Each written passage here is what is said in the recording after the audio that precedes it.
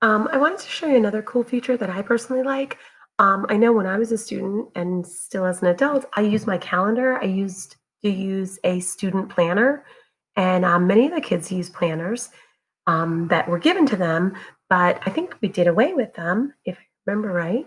But they have this built-in feature in Google Classroom. You have to use due dates. That's the first thing that I'm going to ask you. Due dates are huge. Please use due dates. Even if you don't have a good due date, just do it a day or two ahead of time, but set due dates. It helps the students so much and it's going to help the parents and you.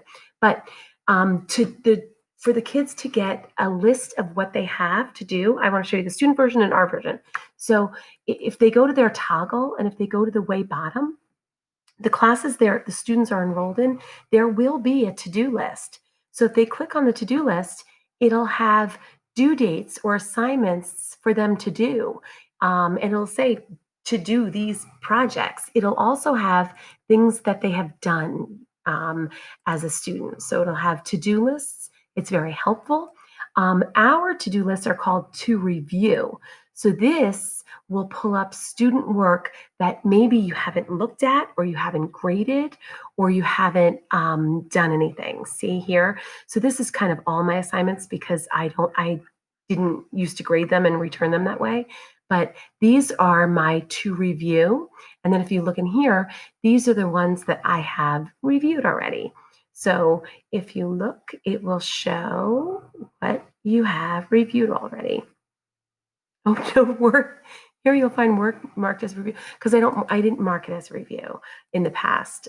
I kind of think that's funny, but this is all work that it's saying I need to look at. So some of these are graded, right? There are 3 assigned, there's 0 turned in. So if I look at this I think was, if I go, I think this was health that I was in with, yeah, this was Miss Dempsey's stuff. So I haven't looked at it because this was Miss Dempsey's class. I was just making sure I hadn't looked what I hadn't looked at.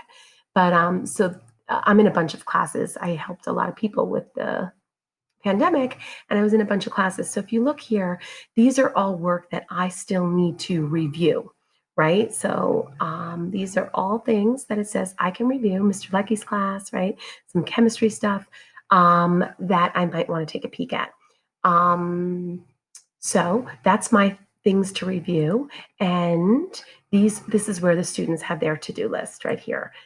It's helpful for parents. And if we do our due dates, I think I showed you that. I'm going to just show you very quickly. If the students go to their waffle, when you put in your due date, where's my calendar? If you have a due date, even for me, I'm going to go back to May, say, and I had work, right? Here's some work that I have that I had assignment emailing 101. If I click on this, it shows me the Google Classroom post. It was created by me. I can go right to the link here and I can see who turned it in, who didn't, who's completed it, if it's graded or not.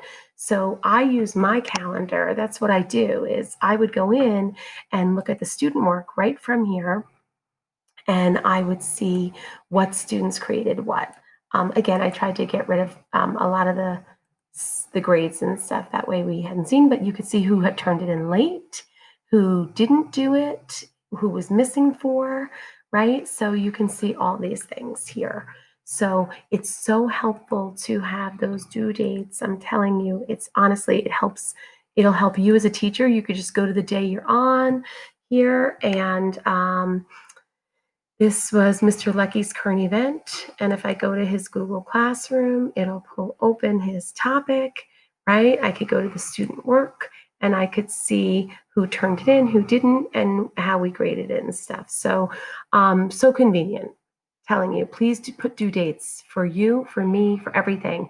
And that'll help with your to-do lists. That'll help with your, with the students' lists. And it just is so helpful